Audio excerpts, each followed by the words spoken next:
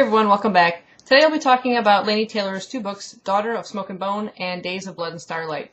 These are two books I actually listened to as audiobooks that I rented from my local library, so I don't have any physical copies to show you, but I'll go ahead and show the pictures of the covers right here.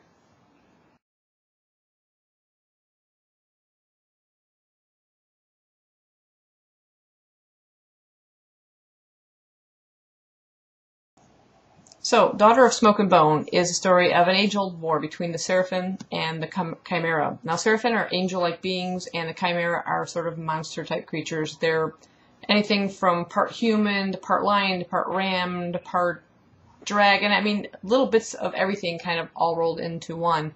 And they were sort of the slaves of the Seraphim, but have rebelled. Now, this story follows a very young art student by the name of Carew. She has blue hair, and she's sort of part human, part something else, and she lives part-time in the human world, part-time elsewhere. And as an art student, she fills her journals with these strange, monstrous creatures that her friend Susanna and other people think she's just this very vivid imagination. But to Carew, these are real people. These are people in her other life.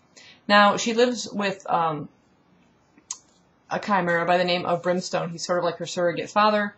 And she doesn't really know where she originally is from.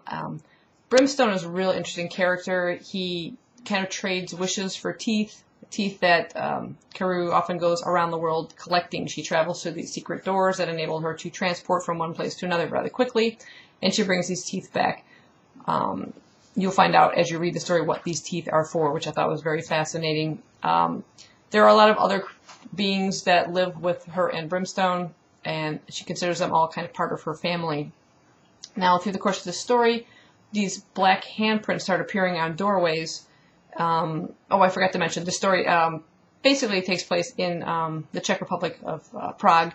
That's where a majority of it is, but it does also travel to Morocco and some other places, including elsewhere. But these black handprints start appearing on doorways, and we come to learn that it's Seraphim are kind of burning them on there as marks as to where to attack, and she encounters one of these Seraphim beings by the name of Akiva, and a relationship sort of develops between the two.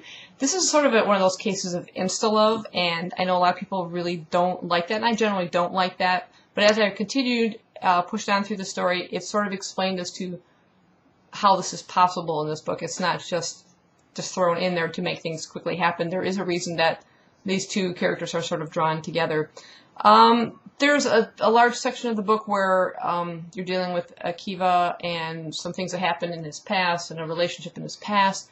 And there was a lot of times when you're kind of stuck in that part of the story, and I really wanted to get back to the other part with Carew and Akiva, and I'm kind of losing my light. Let's see. Okay.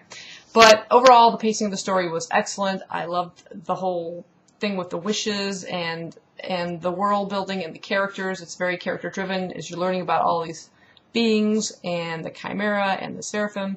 And it was really, really fascinating. And it does end on, I would have to say, enough of a tragic kind of situation that you instantly want to start book two, which is literally what I did.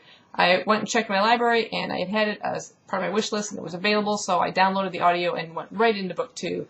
Now, I'm not going to go too much into the book two for spoiler reasons, but like I said, it begins about a month after events that took place in the first book. You're starting on a tragic note, and we have Carew and Akiva kind of at opposite ends. They've sort of been wrenched apart for reasons from the first book, and they're sort of back with their own people, who basically consider them, in a way,